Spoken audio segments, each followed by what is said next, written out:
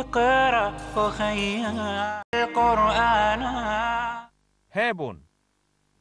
আচ্ছা, আমার একটা প্রশ্ন। সূরা আলে ইমরান আয়াত 50, এতে বলা হয়েছে যিশু শিক্ষাকে মানতে। তাহলে কেন মানুষ মানছে না? বোন নামটা বলবেন প্লিজ। Chastity? বোন প্রশ্ন করলেন যে কোরআন বলছে সূরা আল ইমরান অধ্যায় 3 আয়াত 50 যে আমাদেরকে যীশু খ্রিস্ট বা ইসলামের শিক্ষা অনুসরণ করতে হবে। অনেক আয়াতই আছে যেগুলো বলছে আমাদেরকে ঈসা আলাইহিস সালামের উপর বিশ্বাস করতে হবে। বোন আপনাকে পরিষ্কার করে বলি যে ইসলামই একমাত্র খ্রিস্টান ধর্ম যেটা যীশু বা ঈসা আলাইহিস সালামের উপর বিশ্বাসের গুরুত্ব দিয়ে থাকে। সে কখনোই মুসলিম না যদি যীশু বা ঈসা আলাইহিস সালামকে বিশ্বাস না করে। আমরা বিশ্বাস করি তিনি ছিলেন আল্লাহ সুবহানাহু ওয়া তাআলার একজন মহান নবী। আমরা বিশ্বাস করি তিনি ছিলেন মসিহ মানে খ্রিস্ট। আমরা বিশ্বাস করি তার জন্ম হয়েছে অলৌকিকভাবে কোনো পুরুষের স্পর্শ ছাড়াই, যা অনেক আধুনিক খ্রিস্টানই এখন এটা বিশ্বাস করে না। আমরা বিশ্বাস করি তিনি মৃতকে জীবিত করতেন আল্লাহর সাহায্যে। আমরা বিশ্বাস করি তিনি সুস্থ করতেন অন্ধ এবং কুষ্ঠরোগীকে আল্লাহর সাহায্যে।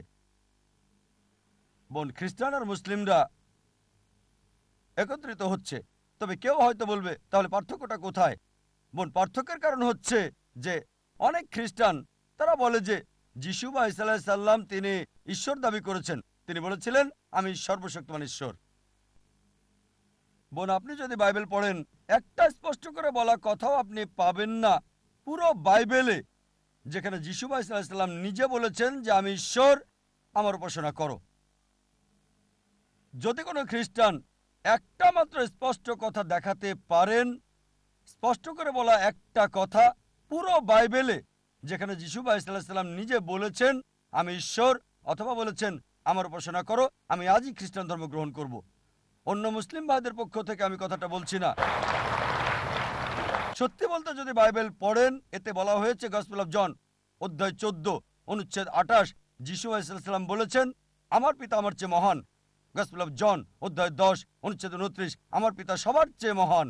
গসপেল অফ ম্যাথিউ অধ্যায় 12 অনুচ্ছেদ 28 আমি শয়তানকে তাড়াই ঈশ্বরের আত্মার সাহায্যে। গসপেল অফ লুক অধ্যায় 11 অনুচ্ছেদ 20 আমি ঈশ্বরের আঙুলের সাহায্যে শয়তানকে তাড়িয়ে দিই। গসপেল অফ জন অধ্যায় 5 অনুচ্ছেদ 30 আমি নিজে থেকে কিছু করতে পারি না, আমি যা কিছু শুনি তাই বলি আর আমার কথা সঠিক।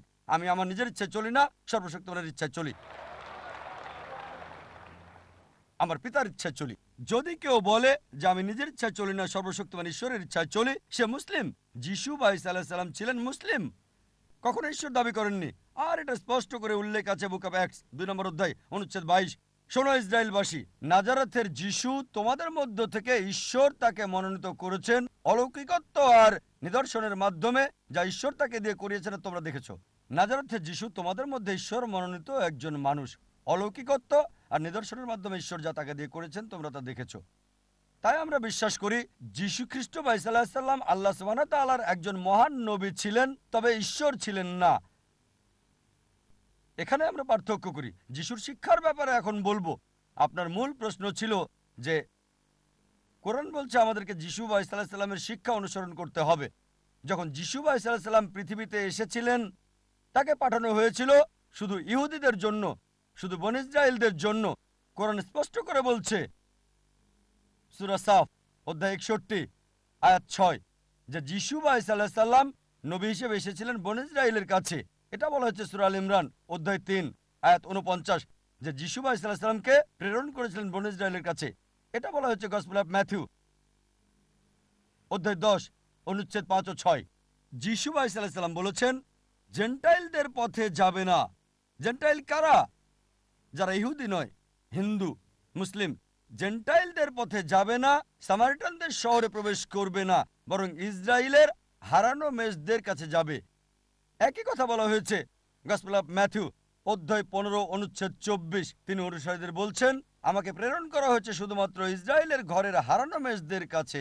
সুতরাং যীশুখ্রিস্টকে পাঠানো হয়েছিল বনী ইসরায়েলদের জন্য, আর তার কথা মানা জরুরি ছিল নির্দিষ্ট একটা সময়ের জন্য। এই কথা বাইবেল বলছে এবং কোরআনও বলছে। তারপর বোন যদি আপনি বাইবেল পড়েন যিশু বা ঈসা আলাইহিস সালাম যা বলেছেন যদি ভালো করে দেখেন, এটা হচ্ছে গসপেল অফ লুক যে যিশু বা ঈসা আলাইহিস সালামের খাতনা করা হয়েছিল 8ম দিনে। আমরা মুসলিমরা মাশাআল্লাহ খাতনা করে থাকি, অধিকাংশ খ্রিস্টানি খাতনা করে না। তাই যদি বলেন যিশু ভাই সাল্লাল্লাহু আলাইহি ওয়াসাল্লামের শিক্ষা অনুসরণ করলে খ্রিস্টান হওয়া যাবে, তাহলে আমি বলবো আমি বড় খ্রিস্টান ওই খ্রিস্টানদের চেয়ে।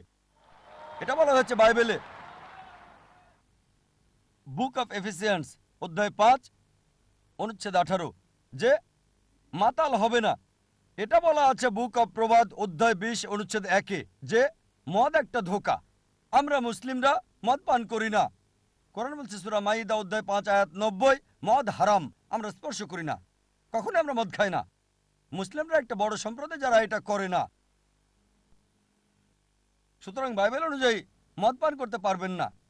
আরো বলা হয়েছে বাইবেলে যে শুকর খেতে পারবেন না, অনেক জায়গায় আছে।